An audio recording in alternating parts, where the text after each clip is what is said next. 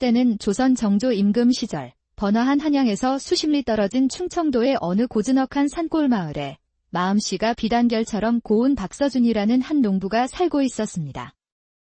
그의 나이는 40을 갓 넘겼지만 평생을 흙과 함께 살아온 그의 손마디는 굵었고 웃을 때마다 깊게 패는 눈가의 주름은 그의 정직한 삶을 말해주고 있었습니다. 그에게는 자애로운 아내와 이미 출가하여 이웃 마을에 사는 큰딸 옥희, 그리고 이제 막 14살이 된 둘째 딸 영숙이가 있었습니다. 소박하지만 웃음이 끊이지 않는 화목한 가정이었습니다. 그러던 어느 해, 박서준의 집에 하늘이 내린 듯한 큰 경사가 생겼습니다. 그의 아내가 늦은 나이에 셋째 아이를 잉태한 것이었습니다.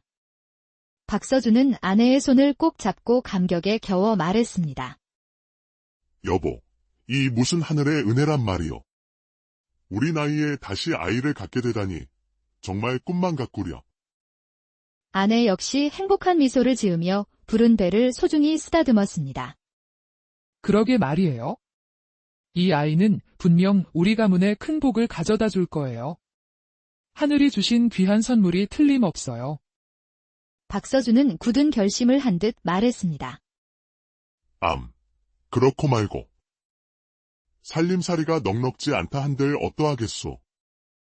한 식구 더 늘어나는 것쯤이야 내 땀으로 거뜬히 감당할 수 있소. 게다가 아직 시집 안 간 우리 영숙이가 당신 곁에서 큰 힘이 되어줄 것이오. 아내는 남편의 듬직한 말에 조용히 고개를 끄덕였습니다. 그녀는 몸이 무거워졌음에도 불구하고 하루도 거르지 않고 밭에 나가고 집안일을 돌보는 부지런한 여인이었습니다. 시간은 물처럼 흘러 마침내 해산의 날이 다가왔습니다. 그날 오후, 아내는 닭장에서 달걀을 줍다가 갑자기 극심한 산통을 느꼈습니다. 이미 두 아이를 낳아본 경험으로 그녀는 아기가 곧 태어날 것임을 직감하고 다급하게 딸을 불렀습니다. 영숙아, 어서 이리 좀 와보거라.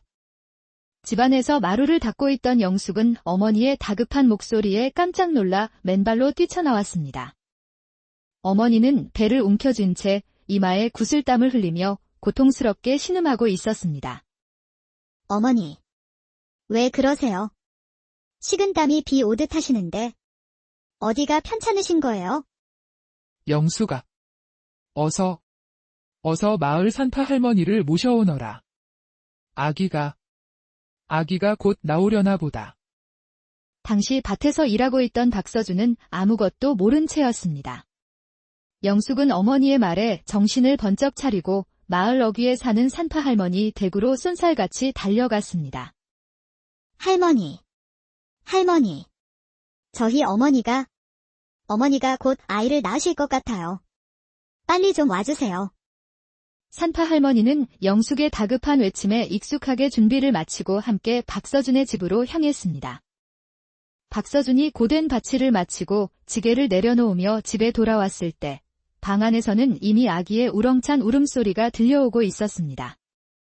그는 가슴이 철렁 내려앉는 동시에 기쁜 마음에 급히 방으로 들어섰습니다. 여보, 정말 고생 많았소. 몸은 괜찮은 것이오. 지쳐있던 아내는 창백한 얼굴이었지만 세상 가장 행복한 미소를 지으며 대답했습니다. 여보, 아들이에요. 하늘이 우리에게 늠름한 아들을 점지해 주셨어요. 아들이라는 말에 박서준은 기쁨에 겨워 어쩔 줄을 몰랐습니다.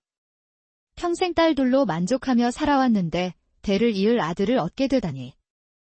그런데 갓 태어난 아들은 다른 아이들과 조금 달랐습니다. 보통의 아기들과 달리 태어나자마자 두 눈을 초롱초롱하게 뜨고 있었습니다. 박서준이 아기를 조심스럽게 안아 들여다보니 아이의 두 눈동자가 미세하게 서로 다른 곳을 향하고 있었습니다. 약간의 사시가 있었던 것입니다. 하지만 박서준은 전혀 개의치 않았습니다. 늦게 얻은 귀한 아들이었기에 그저 사랑스럽기만 했습니다. 이웃과 친척들 모두 아기의 탄생을 진심으로 축복해 주었습니다. 박서준은 모든 이들의 사랑과 복을 한 몸에 받는 아이라는 뜻에서 아들의 이름을 지훈이라 지었습니다. 세월이 흘러 3년이 지났습니다. 영숙은 17이 되어 이웃마을 총각과 혼인을 약속했고 지훈은 어느덧 3살배기 귀여운 아이가 되었습니다. 지훈은 가족들의 사랑을 듬뿍 받으며 건강하게 자라났습니다. 7살이 되었을 때 집안 형편이 어려워 서당에 보내지는 못했지만 매일 아버지를 따라다니며 농사일을 어깨너머로 배웠습니다. 가끔 아버지를 따라 장터에 나가면 사람들은 지훈을 보고 귀여워하면서도 그의 눈을 보고는 사팔뜨기라는 별명을 붙여주었습니다. 처음에는 속상해 화를 내기도 했지만 지훈은 곧 그것이 악에 없는 말이라는 것을 알고 더 이상 마음에 담아두지 않았습니다. 시간은 쏜살같이 흘러 지훈이 11살이 되었습니다.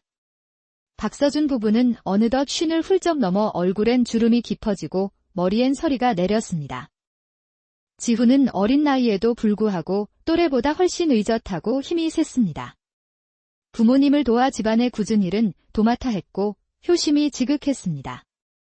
다시 3년이 흘러 지훈이 14살의 건장한 소년이 되었습니다. 키는 이미 아버지를 훌쩍 넘어섰고 어른 한두 명 몫의 일은 거뜬히 해냈습니다. 그러던 어느 날 지훈의 마음에 큰 꿈이 싹트기 시작했습니다. 바로 집을 떠나 한양으로 가서 큰돈을 벌고 싶다는 생각이었습니다. 며칠을 고민하던 지훈은 마침내 아버지에게 자신의 속마음을 털어놓았습니다. 아버지, 저도 이제 어린아이가 아닙니다. 한양에 가서 넓은 세상을 구경하고 기술도 배워서 큰돈을 벌어오겠습니다. 그래서 아버지와 어머니께 제대로 효도하고 싶습니다. 박서준은 아들의 갑작스러운 말에 깜짝 놀라며 손사래를 쳤습니다. 안 된다. 바깥 세상이 얼마나 험한 곳인데 내가 아직 어려 뭘 안다고 그런 소리를 하느냐. 농부는 땅을 일구는 것이 본분이다. 허튼 생각 말고 집에서 농사나 열심히 짓거라. 어머니 역시 눈물을 글썽이며 아들을 만류했습니다. 아가, 내가 떠나면 이 늙은 부모는 누구를 의지하고 살란 말이냐. 제발 우리 곁에 머물러 다오. 효심 깊은 지훈은 부모님의 슬픈 얼굴을 보고 더 이상 고집을 부리지 못했습니다. 하지만 그의 마음속에서는 어떻게든 돈을 벌어 부모님을 편히 모시겠다는 열망이 더욱 뜨겁게 타올랐습니다. 그러던 중 지훈은 집에서 돼지를 길러 팔면 큰 수입이 될 것이라는 생각을 해냈습니다. 그는 마을에서 돼지 기르기로 이름난 김 선생을 찾아가 조언을 구하기로 결심했습니다. 김 선생님, 제가 부모님께 효도하고 싶어 돈을 벌고자 합니다. 부디 저에게 돼지 기르는 법을 가르쳐 주십시오. 아무리 힘든 일이라도 견딜 수 있습니다. 김 선생은 처음에는 망설였지만 어린 나이에도 부모를 생각하는 지훈의 효심에 감동하여 자신의 모든 비법을 전수해주기로 약속했습니다. 참으로 기특한 젊은이로구나. 좋다. 오늘 내 새끼 돼지 4마리를 줄 터이니 한번 잘 키워보거라. 내가 아는 모든 것을 가르쳐주마. 지훈은 김 선생에게 깊이 감사하며 새끼 돼지 4마리를 품에 안고 집으로 돌아왔습니다. 그는 곧장 마당에 튼튼한 돼지우리를 짓기 시작했습니다. 그날 이후 지훈은 전보다 훨씬 더 부지런해졌습니다. 매일 새벽 닭이 울기도 전에 일어나 돼지우리를 청소하고 정성껏 먹이를 끓였습니다. 그의 노력 덕분인지 지훈이 기르는 돼지들은 유난히 잘 자랐습니다. 2년이 지나 지훈이 18살이 되었을 때 그의 돼지우리는 어느덧 10마리가 넘는 통통한 돼지들로 가득 찼습니다. 지훈은 돼지를 팔아 제법 괜찮은 돈을 벌 수 있었습니다. 돈을 벌게 되자 박서준 부부는 아들의 혼사를 다시 추진했지만 여전히 지훈의 사시 눈을 보고 혼인을 거절하는 처녀들이 대부분이었습니다. 그렇게 어느덧 지훈의 나이는 20살이 되었습니다. 돼지 기르는 사업은 더욱 번창하여 혼자서는 감당하기 어려워져 마을 청년 하나를 고용하기까지 했습니다. 어느 맑은 날 지훈은 일꾼과 함께 잘 자란 돼지 몇 마리를 수레에 싣고 장터로 향했습니다. 이른 시간에 도착한 덕의 장터는 아직 한산했습니다. 지훈의 돼지는 늘 최상품으로 쳐주었기에 단골 정육점 주인과 짧은 흥정 끝에 금세 거래를 마칠 수 있었습니다. 두둑해진 돈주머니에 지훈의 마음도 덩달아 뿌듯해졌습니다. 허기진 배를 채우려 만두 가게에서 김이 모락모락 나는 왕만두 2개를 사서 맛있게 먹고 있을 때였습니다. 바로 그때 앞쪽에서 시끄럽게 다투는 소리가 들려왔습니다. 궁금해진 지훈이 인파를 뚫고 가보니 비단옷을 차려입은 욕심 많아 보이는 늙은 황대감이 남루한 옷차림의 젊은 여인의 팔을 거칠게 붙잡고 있었습니다. 지훈이 옆에 있던 아주머니에게 자초지종을 물었습니다. 아주머니, 이게 무슨 일입니까? 왜 저 영감님이 저 여인을 괴롭히고 있는 것이지? 쯧쯧, 저 처자가 실수로 저 황대감과 부딪혀서 귀한 은주전자를 깨뜨렸다고 하네. 돈이 없다고 하니 대감이 첩으로 데려가겠다고 억지를 부리는 중일세. 지훈은 병든 어머니의 약값을 벌기 위해 장터에 나왔다는 그 여인의 처지가 너무나 안타까웠습니다. 그는 더 이상 지켜볼 수 없어 앞으로 나섰습니다. 대감님, 그 은주전자가 얼마짜리입니까? 제가 대신 물어드리겠습니다. 황대감은 지훈의 행색과 사시 눈을 위아래로 훑어보더니 비웃으며 말했습니다. 흥! 너 같은 사팔뜨기 총태기가 어찌 감당하려고 나서는 게냐? 내 은주전자는 자그마치 은 100냥짜리다. 썩 물러나지 못할까? 은 100냥이라는 말에 주변 사람들은 모두 혀를 내둘렀습니다. 하지만 지훈은 조금도 망설이지 않았습니다. 좋습니다. 은 100냥, 제가 드리겠습니다. 그러니 어서 그 처자를 놓아주십시오. 지훈은 주머니에서 오늘 돼지를 판 돈과 그동안 모아두었던 돈을 모두 꺼내어 황대감에게 건넸습니다. 돈다발을 받아든 황대감은 얼굴이 불그락푸르락해져서 아무 말도 못하고는 획 돌아서 가버렸습니다. 구경하던 사람들은 모두 지훈에게 박수갈채를 보냈습니다. 여인이 감사의 말을 하기도 전에 지훈은 다시 주머니에서 은 1냥을 꺼내 그녀의 손에 쥐어주었습니다. 아가씨, 이 돈으로 어서 약을 지어 어머니 병을 고쳐드리시오. 여자는 너무나 감동하여 눈물을 글썽이며 고개를 들었습니다. 은희님, 정말 감사합니다. 저뿐만 아니라 제 어머니까지 살려주셨습니다. 이 은혜를 어찌 갚아야 할지 부디 성함과 사시는 곳이라도 알려주십시오.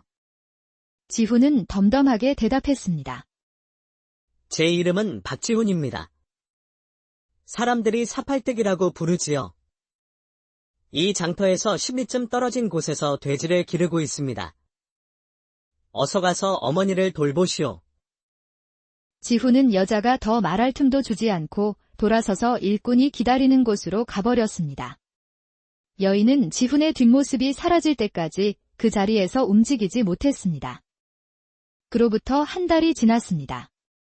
어느 날 지훈의 집에 곱게 차려입은 중년 여성과 다나한 젊은 아가씨가 찾아왔습니다. 바로 장터에서 만났던 그 여인, 최은서와 그녀의 어머니였습니다.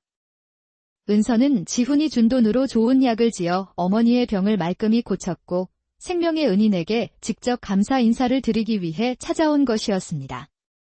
박서준 부부는 모녀를 따뜻하게 맞이하여 집 안으로 들였습니다. 이야기를 나누던 중 은서가 아직 혼이 나지 않았다는 사실을 알게 된 박서준의 아내가 조심스럽게 입을 열었습니다. 아주머니, 은서 아가씨가 참으로 곱고 착해 보입니다. 저희 아들 지훈이도 아직 장가를 못 갔는데 혹 이 두 아이의 인연을 맺어주면 어떨는지요? 은서의 어머니는 환하게 웃으며 대답했습니다. 저희 모녀의 목숨은 지훈 총각이 구해준 것입니다. 제 딸이 그런 좋은 분과 평생을 함께할 수 있다면 더 바랄 것이 없겠습니다. 하늘에 계신 아이 아비도 기뻐할 겁니다. 바로 그때 일을 마친 지훈이 집으로 들어왔습니다. 집안에 앉아있는 은서 모녀를 보고 깜짝 놀라 물었습니다. 아니, 아가씨께서 어인일로 여기까지 오셨습니까? 혹 무슨 어려운 일이라도 생기셨습니까? 지훈의 어머니가 웃으며 말했습니다. 눈치 없는 아들아, 어서 내 장모님께 인사 올리거라. 방금 우리가 두 사람의 혼사를 정했느니라. 지훈은 그 말을 듣고 마치 꿈을 꾸는 것 같았습니다. 이렇게 아름답고 마음씨 고운 처녀가 자신과 같은 사팔뜨기와 혼인하겠다고 하다니 지훈과 은서는 서로를 바라보며 수줍게 미소를 지었습니다. 그렇게 며칠 후, 두 사람은 온 마을 사람들의 축복 속에서 성대한 혼례를 올렸습니다. 3년 후, 지혜로운 은서와 그녀의 어머니까지 힘을 합치자 지훈의 돼지 농장은 100마리가 넘는 규모로 커져 그는 마을에서 가장 큰 부자가 되었습니다. 이듬해 은서는 용과 봉황처럼 예쁘고 건강한 남매 쌍둥이를 낳았습니다. 한복은 맨발로 달려가 아이들의 눈부터 확인했습니다. 아이들의 눈은 태어나자마자 또렷하게 떠 있었고 새벽별처럼 맑고 총명하게 빛나고 있었습니다. 그 모습을 본 지훈은 아내를 끌어안고 뜨거운 감사의 눈물을 흘렸습니다. 사실 그는 아내가 아이를 가진 후부터 매일 새벽산에 올라 천지신명께 기도를 드렸던 것입니다. 천지신명이시여, 제발 제 아이들에게는 저처럼 어두운 눈이 아니라 세상을 밝게 볼 수 있는 맑고 또렷한 눈을 주십시오. 그리해 주시면 평생 어려운 이들을 돕고 살겠습니다. 그의 간절한 기도가 하늘에 닿았던 것일까요? 그는 알지 못했지만 마지막 기도를 올리던 날 새벽, 신비롭고 따스한 빛이 잠시 그를 감쌌다 사라졌다고 합니다. 이후 지훈은 약속대로 더욱 열심히 일하며 가난한 이웃들에게 고기와 곡식을 나누어 주었고 가난한 아이들을 위해 서당을 10군데 넘게 지원해 주었습니다. 그의 명성은 임금의 귀에까지 들어가게 되었고 그의 이야기에 감탄한 임금은 큰 상을 내렸습니다. 하지만 지훈은 그 상마저 어려운 사람들에게 모두 나누어 주었습니다. 태양처럼 밝은 눈을 가졌던 그의 쌍둥이 남매는 훗날 나라의 큰 인재가 되어 아버지를 닮아 항상 겸손하게 사람들을 도왔다고 합니다. 그리고 지훈과 그의 아내는 죽는 날까지 서로를 아끼고 사랑하며 많은 자식들과 함께 오래오래 행복하게 살았다고